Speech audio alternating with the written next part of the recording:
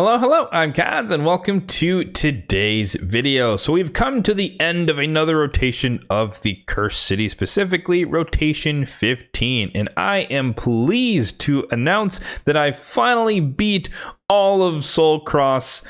Nearly. This is definitely the closest I've ever gotten, and you can see here that we have 3 remaining stages. So we were 98 out of 101 stages complete. So unfortunately I can't do the last 3, but again, that's the closest I've ever gotten. So hey, we're making some progress as far as being able to beat a lot of these different stages. So we were not hampered by stage 6 and or 8 this time around. I'll show you those teams as we get along. But as we usually begin here, I like to mention that of course I am in the end game, and so as a result of that, it is relatively easy for me to fully complete normal mode. So you can see there with the quests, everything is complete on normal mode. Again, a perk of being in the end game and having a lot of different champions built.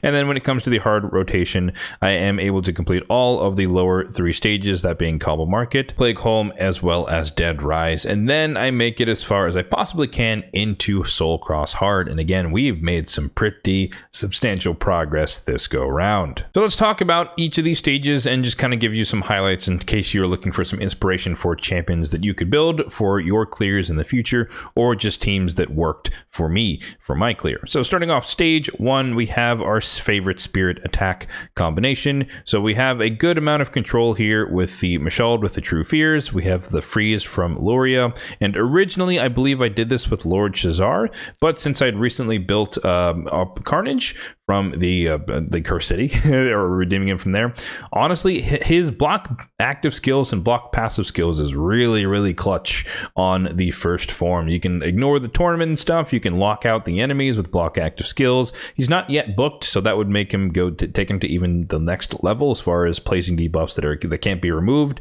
and spreading them around and whatnot. But I'm getting ahead of myself here. So yeah, control between these 3 champions, and then decreased defense from Gorlos, and then debuffing capabilities and damage from Rule of the Huntmaster there in the lead spot. So shout out to Carnage, honorable mention there. Obviously you need to be doing a decent amount of the Cursed City to unlock Carnage yourself, but he is also useful in the Cursed City itself, so keep that in mind.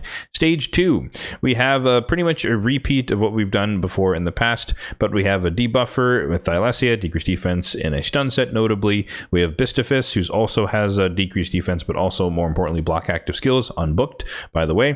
Bloodgorged also unbooked, but he does have the AoE potential to lock out.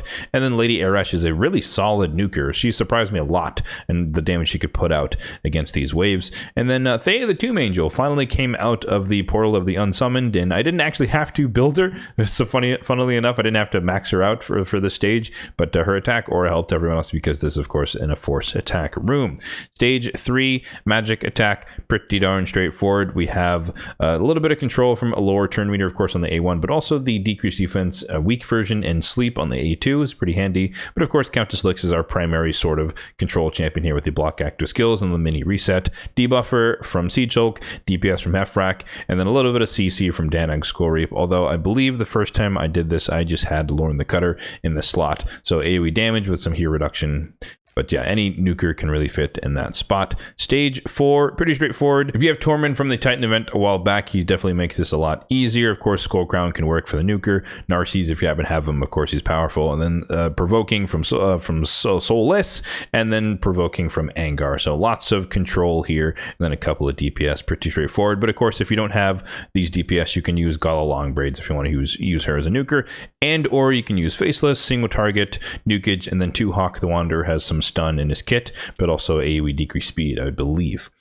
For the Iron Twins, we kind of just cheesed it with this team. I wanted to see how quickly I could get it done. So basically, Anax is in there as a debuffer because he does have decreased defense and weaken across 2 of his abilities. Rhodos is immune to debuffs because of Siphi, and then he's just literally just soloing the boss more or less. But also we get the additional poisons here and there from Anax, so that's just kind of a speedrun team. But honestly, this is a relatively easy thing to do. You know, if you want to have a decreased speed champion, you can, but really just fill it with DPS, maybe a couple, 1 or 2 supports, and you're basically good to go with whatever you want to run within the restrictions. Stage 6. This one could definitely trip some people up, but this is a really accessible team that I think anyone could build, again, if you have the bandwidth to focus on the champions for this. But you have a double control here, the AoE freeze from Luria once again. You have AoE provoke from Giscard the Sigiled. You have a cleanse, which is helpful for the Samsons on wave 1, so you have a little bit of block debuffs and cleanse from the Spirit Host, as well as the nice mini speed aura debuffer from Stagdown, of course. And the Jinkle Hunter is kind of a mix of a nuker, but a little bit of CC. If you use his ability right, he can kill someone, single target, and then AoE freeze everyone else. So a little bit of control, a little bit of damage there. Stage 7, a little bit more nuanced, but essentially Skuramis is the carry for the squad, AoE provoke. But if you don't have him yet, then you can also use Archmage Helmet, who does have an AoE stun potential in his kit. I have Elhain here in a stun set. Tayrel is our debuffer. Grab is the support to keep the team running, increase attack as well, but also the revive. And then you have Dark Elhain, which is really strong because there are some Torments, as you can see there. And every time anyone gets frozen, she can just do free AoE damage. So that's pretty fun once you get to wave 3.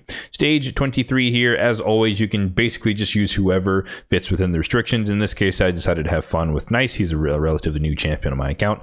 But yeah, Rhodos obviously was kind of the powerhouse here. Brogni's protecting people with his buffs. Herndig is primary debuffer. Ugo is just mainly there for the stars, just to be able to do the stage, but also secondary debuffer. But yeah, I'm just having fun with that stage. Not too complicated for me again, but you have to have the right champions, the right level of awakening. Stage 8 was not that tough either. You probably can put together most of the squad. Vala is one of the runs I recently built. Debuffer, mini debuffer, I should say. She doesn't have a 100% chance to place decreased defense, but it's enough. You have the provoking from Gnarlhorn, really good for that. Hoskrul is an epic. The stun in his kit also provides increased defense, so your team's a little bit tankier. You can use healing with Vrask. That's who I opted for, but also Woad Painted, honorable mention. She could do the similar job. You can extend your buffs, whatever you might put out there. Increased defense from Hoskrul, for example, with Sandlash Survivor, and you can also use Shield Guard as a DPS as well. I've definitely flexed in some of those champions in the past, but that's the team that I settled on for this particular clear of that stage.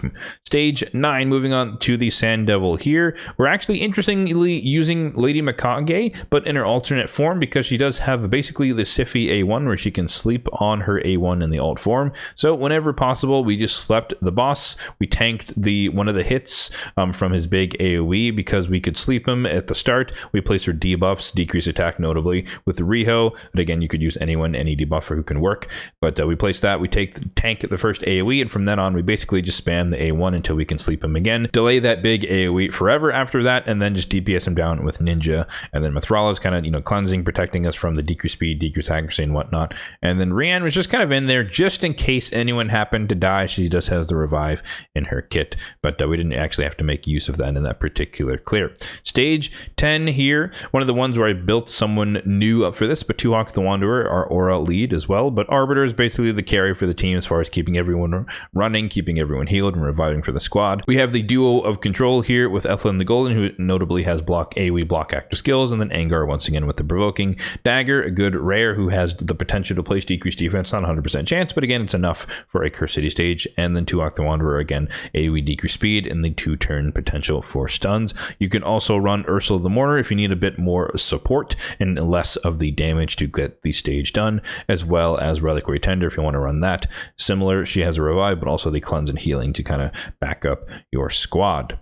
Moving on here, we're skipping stage 12. We'll come back to the ones I couldn't do and talk about why that is. But stage 13, this one I changed it a little bit from the last time, a little bit of upgrades you could say here and there, but Countess Lix coming in once again, AoE block active skills, and then once again I'll mention that she is not booked, so it's a ridiculously long 7-turn cooldown unbooked, which is brutal. So basically you get to use her AoE block active skills once. But yeah, Half-Rack in there, DPS, Judge in there as our sort of mini debuffer given his passive, but mainly in there because he has a stun set, which is notable. And then Gaius, of course, in there for the AoE sleep and the bombs doing majority of the damage. And then Ancora with a reset on the A1, pretty handy. And then her cleanse and revive as needed throughout the waves. Pretty straightforward on that one if you have those champions, I should say. Stage 16, pretty straightforward once again. Tormund being one of our primary controllers, Umbral Enchantress, another primary control, Gala Longbraids and Genbo being our duo for DPS. And then Riho is in there for primarily support, but also she can do a little bit of debuffing with her A2. If you don't have that, of course most people won't, Runekeeper Dashdark works as well as another support champion who can do a bit of healing, as well as turn meter meter increased attack for your 2 DPS to make that work. Stage 25. Once again, awakening stage depends who you have and how many stars they might have, but this team pretty straightforward. Arbiter coming in once again. Deacon's coming in there as our primary debuffer, and then we have a trifecta of DPS here with Fennex, Sun Wukong, as well as Vlad the Nightborn. Notably, Vlad has AoE block active skill, so he's doubling as a little bit of control as needed for the waves, but primarily we can basically just one-shot waves with Wukong whenever he gets his A2 off, and then also the option to block revive as need be with Fennex on the A1. Stage 14 here took a good while to get through, but this team did eventually make it, and so we have our primary DPS here being the HP burn from Mordecai, as well as the AoE damage just from Deliana. She has AoE on the A1. She's not in a stun set, but you could definitely run her that way. But yeah, wave 2 was definitely the struggle boss on this one, because there's a Valkyrie, or 2 Valkyries, and there's a Duhanarok, and so she can cleanse every single time, and then you get the Valkyrie shield with the counterattack, and you're just taking a lot of damage. I have a lot of AoE A1 champions here, but a notable or honorable mention to Shiramani, who has the potential to freeze, which is pretty handy, and then the shielding and protection from Lonotheril, as well as the potential to ally attack, which helps everyone. You know, Deliana can do more AoE A1s, Shiramani has more chances to freeze, turn meter boosting from Galathyr. Of course, Galathyr's, you know, carry for keeping the team alive and running, but also I used him to change forms on wave 2 to kind of buff strip a little bit when there's too many buffs coming on from the counterattacks or from the Valkyries and Tuanark and whatnot. But if you are just looking for a support to kind of keep your team alive and running, then Jamarsa is definitely the way to go as far as whoever might have her on your account, if you have enough referrals and whatnot to get that done. We'll come back to S20. We'll jump down to hard mode Fire Knight here. This one was pretty darn straightforward, thankfully, because we have Valkyrie carrying the squad. AoE counterattack is, of course, super strong against the Fire Knight, helps us get the shield down. Newt is Newt, so that makes it, once the shield is down, it's basically never going to go back up. But, you know, I think it came up like twice in between after using Blessed Bash or whatever. But the Tuanarok's in there for the cleansing passive, so we can get rid of the debuffs that he puts on us. Old Gruckus is in there because he does have a triple hitter on the A1, but more notably, or more importantly, he has heal reduction. So whenever the shield happened to go back up, Fire Knight could not heal because he does have heal reduction on him. And then Morag Bronzelock, a little bit of secondary DPS, but also the ally attack potential to bring in Newt and our Old Gruckus, who have triple hitters on the A1, which makes it a lot easier to break the shield or bring it down if it happened to go back up. Thankfully, if you don't have Valkyrie, you can run your Skull Crusher in this squad as well for the similar power level in terms of the AoE counterattack. And you can also run Blizzard the Howler, who can just be like a A1 freeze bot. You don't have to book him. Mine is not booked, but I used to use him. I think I used him the last time I beat this, but since then I've gotten Valkyrie and whatnot and Morag, so it makes it a little bit faster to run a different variation. S18 was one that I struggled with before, but now that I kind of have the approach, this is the exact same team that can work, but we do have a good amount of control here. Scram is coming back in for the AoE provoke in his kit. Miscreated Monster has the AoE stun potential with the shield that he can place on that abilities. Elhain once again is in a stun set, Doom Tower, Secret Room rare, but also dual purpose in the Cursed City for that role. And then Tyrell is a mix of debuffer, but also a little bit of CC here, because Skaramis notably does have decreased attack in his kit, and when he places that, or when Tyrell places decreased defense, when they have decreased attack on, he can place an AoE sleep on top of that, which is not the strongest form of CC, but it is a form of CC, and anything goes when it comes to beating the Cursed City. And then Royal Guard rounding it out here with the just a little bit of DPS, enemy max HP hits. Stage 21, this one wasn't that tough, but basically we're just using Mishinaki Army here, 2 of them here, buff strip, debuffing, you know, the whole shebang. Debuffing, of course, with Ugo, but also a little bit of reviving. I think when I actually beat the stage, everyone died on wave 3 because we got some bad RNG, but Ugo survived as the last one and revived everyone, and we were good to go from there. But yeah, Gizmak, of course, super strong, HP burn, activation, all that stuff that he does, and his ultimate form hits super hard, so that really makes it a bit easier. And then Ignatius is in there because he has a AoE potential to provoke. He is unbooked. Stage 24 here. This one, once again, kind of just having some fun with whoever was meeting the requirements, but we're abusing the fact that Frolny is defense based on his alternative form, but he's a DPS HP based on his main form, and that's basically where we stayed. But Ugo, once again, our debuffer. Mithrala coming in there for the stars. Armands makes the stage really easy. You know, just steal their turn meter and they're stunned. They can't really do anything. If there's a force affinity, weak hits, you can just sheep them, come back to them later. And then Sify, of course, bug zapper A1. one, but also healing, reviving, etc. as needed. But yeah, Ferone is the primary DPS, and we're abusing the fact that he's defensive based.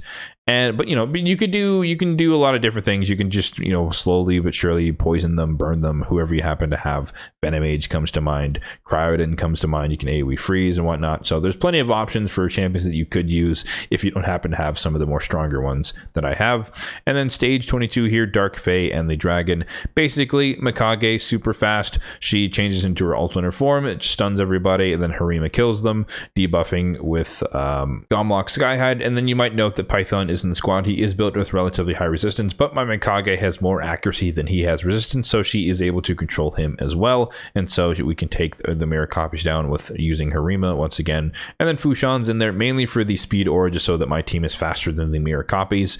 And then he also kind of has a little bit of decreased defense in his kit, a little bit of AoE stun, but Harima is the primary DPS in terms of killing the mirror copies and dealing damage against the bosses here. Brimstone does a little bit of work as well.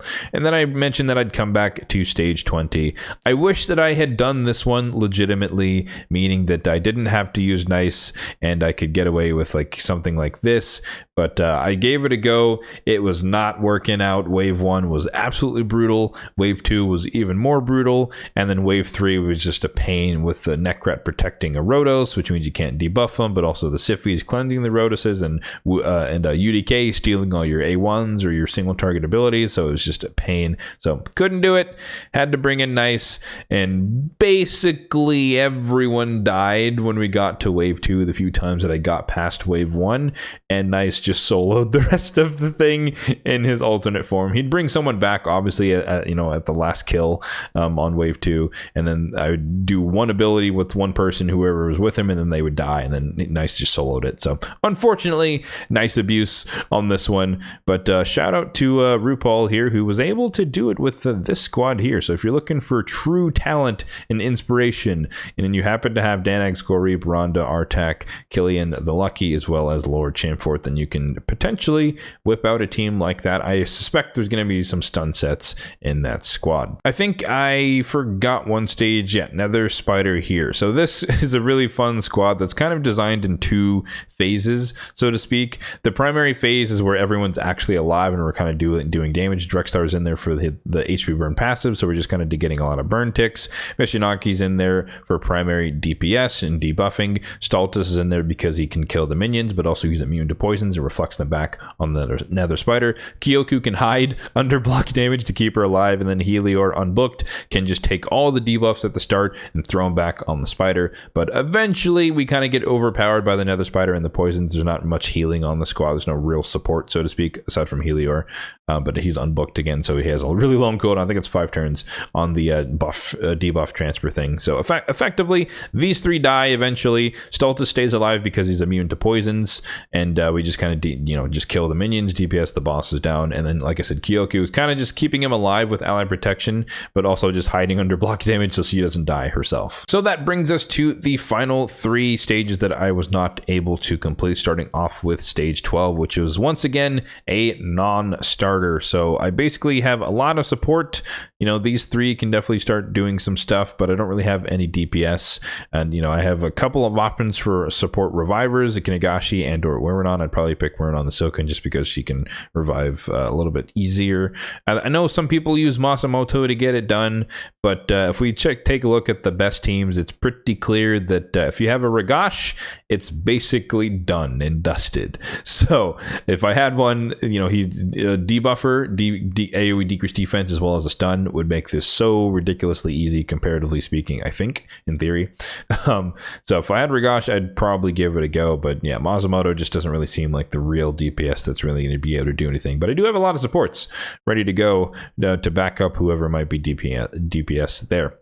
Stage 15, I tried so many different combinations for like 2 hours straight, and just I could not get anything to work. This is a really brutal combination of bosses, because you have to deal with the Frost Spider while you're dealing with the Fire Knight. Obviously that's the point of the fight, but it's really difficult to do that because the Frost Spider is stripping all your buffs off and freezing you, which takes your effectively makes you lose a turn, which means the Fire Knight gets the shield back up, slams your team, decreased defense, decreased speed and whatnot. It's hard to have a cleansing support that can also do, enough hits to break the shield and whatnot. And so the Frostbiter is just an absolute menace, basically, while you're trying to deal with the Fire Knight. And the most important thing that kind of screws you over here is that the Frostbiter has decreased accuracy in her kit, which makes you not able to do anything to her because obviously she has a relatively high amount of resistance already.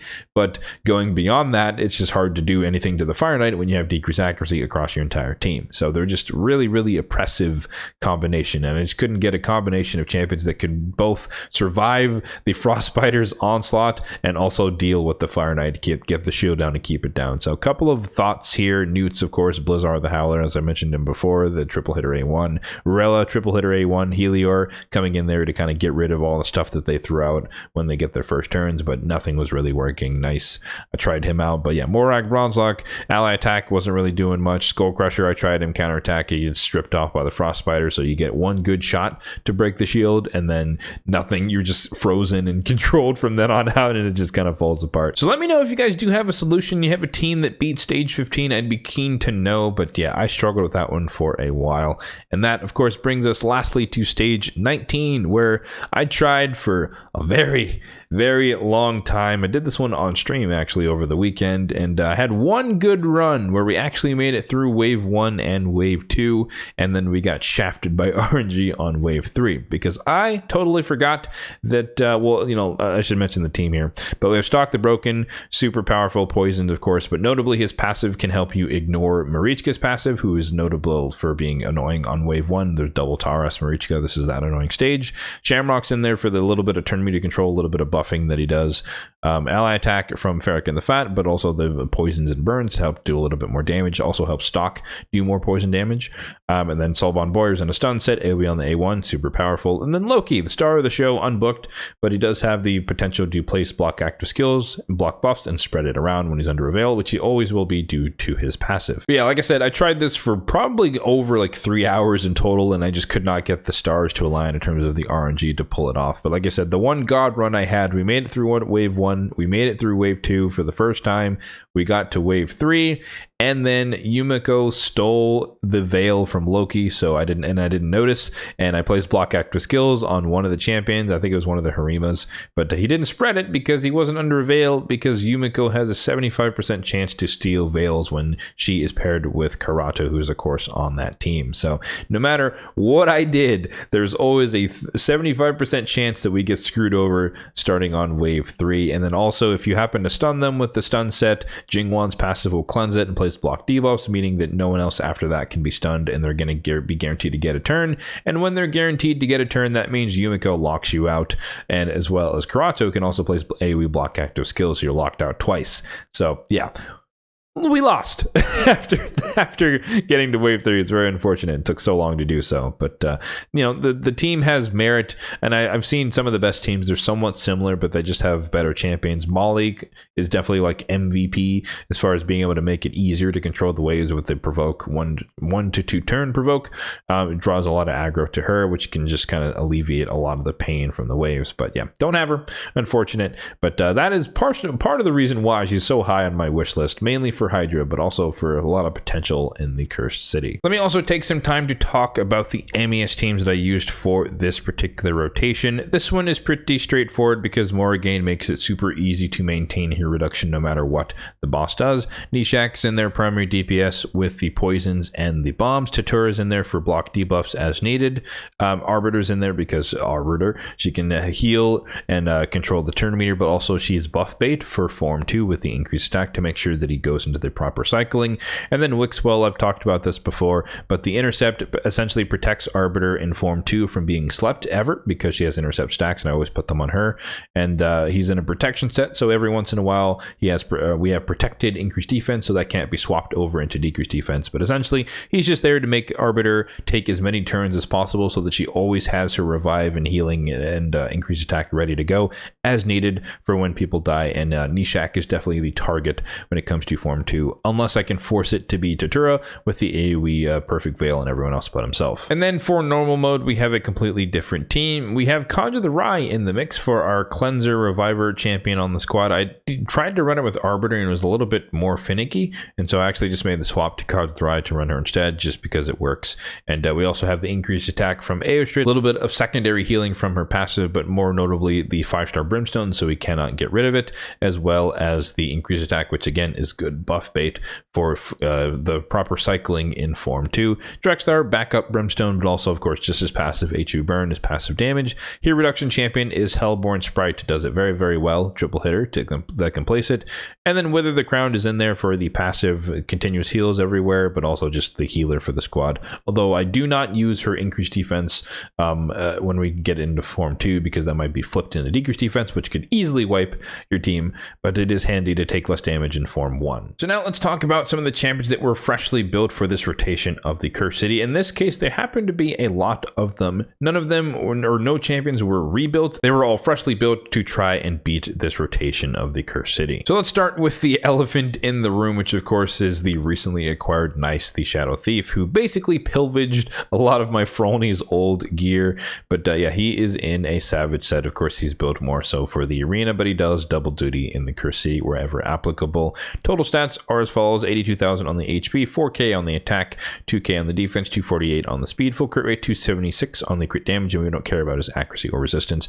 And just for transparency, let's flip him over to Form 2, where he's more HP based than the base form, so nearly 100,000 in the second form, 2,700 now on the defense, and then everything else is the same. In terms of the blessing, I opted for Life Harvest. This is more arena focused, but the intent here is that when he's in alt form and killing a bunch of people, they revive them, he gets some turn meter, assuming I get this to a higher level, and then it makes it a lot easier for him to kill them again in the alternative form. And then for the masteries, built like a nuker, as you might suspect. Offense tree, getting a lot of these stuff in the middle left hand side, ending on Helm Smasher, and then we're just making a straight line down the defense tree to Cycle of Revenge. I thought Retribution was a bit redundant because he gives himself AoE counter, or gives himself protected counterattack, so he's going to be counterattacking regardless. So moving on. Next is Carnage, who is kind of up and coming. I'm still working on his build. I need to max out some of the pieces, so he's not finished yet, but nonetheless I did use him just for fun in that one stage that we saw. But he's in a Savage set and Feral. I was thinking of trying to get him into Perception, and I just didn't have the spare gear to put on him, but 2 pieces of Feral is effectively Perception, so definitely works. But yeah, total stats, keep in mind, again, they're not fully maxed out on the pieces, but 35,000 on the HP, 4.6k on the attack, 2,000 defense, 215 on the speed. Full crit rate when you account for the masteries that he clearly does not have yet. 187 on the crit damage. Again, this should be like 250-ish with everything fully maxed out, the gloves and amulet and whatnot.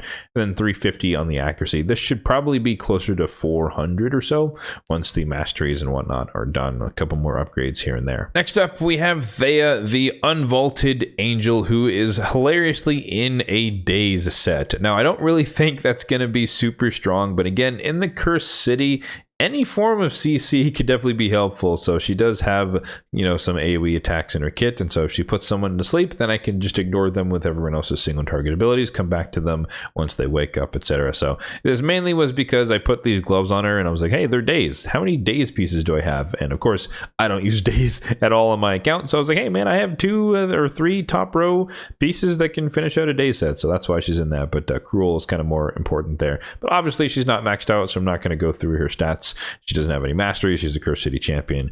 But yeah, shout out to the Daze set doing a little bit of work for me to clear that stage. Next up, we have Shamrock, who unfortunately did some work. He was helpful in stage 19, but I wasn't able to beat it, so it is what it is. But you can see here that I tried to put him in a shield set so we can just be a little bit more tanky, you know, for the Taurus or the Marichka A1s, which bring in the Tauruses, and whenever the Tauruses attack, of course, whenever Stultus, Dragonbane attacks, and Sathalia. Honestly, Sathalia hits so hard because you're a Spirit Affinity across your entire team, and she's magic, so she has a higher chance to crit and all that stuff. And so every once in a while, she just one-shots Soul Bond Boy or whatever. It's kind of crazy. But anyways, yeah, shield set with some speed. I just wanted him to be fast. He's just a buff speed turn meter manipulation champion. But 55,000 on the HP, 2,700 on the defense, 241 on the speed, and then 329 on the accuracy, which is enough to land his decrease speed on the waves. And then lastly, for the legendaries, we have Danag's Corey, who's just in a mix of gear, perception, and crit rate. Nothing fancy here. He's just built like every other generic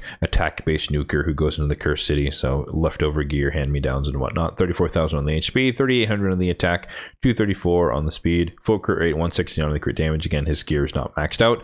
Didn't really need it. And then 300-ish accuracy, enough to land the True Fear most of the time. But again, his gear is not maxed out. The banner is accuracy, so he would have over 300 if that was level 16. And that brings us to the epics that were built, and we have Vala here, who has a bunch of different gear sets on, but namely speed, perception, and crit damage. Pinpoint was definitely a bonus, and then protection is kind of meaningless, but it's just for the sake of the stats, which are as follows: 39,000 on the HP, 4,200 on the defense. She is defensive base, and we are building her like more of a nuker. 231 on the speed, full crit rate, 191 on the crit damage, and then 341 on the accuracy. A little bit overkill, but enough to make sure that she lands stuff against the mobs, and she is in crit damage on the gloves, so she is built to try and do a little bit of nuking, but primarily speaking, she is just a debuff for AoE decrease defense, and she is booked as an epic. The legendaries that we looked at were unbooked for them, or no, entirely unbooked, and then the Carnage is also currently unbooked, but he is next in line once I get a farm up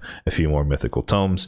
And then lastly, we have Tuhawk the Wanderer, again, just kind of in a generic mix of gear, perception, and crit rate. When you start getting to this end of your gear where you're just running out of pieces, you know, crit rate kind of comes in handy just to make sure that you actually get to 100%. So it's definitely a filler piece, and perception to make sure we have enough accuracy. But again, not a lot of the gear is not maxed out, so keep that in mind. But 34,000 on the HP, almost 4K on the attack, 206 on the speed, full crit rate, 199 on the crit damage, and then 300 again on the accuracy, which is around what you need to land your stuff against the Cursed City. And he is also booked because he is an epic, and those are a lot easier to come by, epic tomes, compared to legendary and mythical. All right, so there you have it. That is my progress for rotation 15 of the Cursed City. The best progress yet to date as far as getting the closest to actually completing all of these stages, 98 out of 101.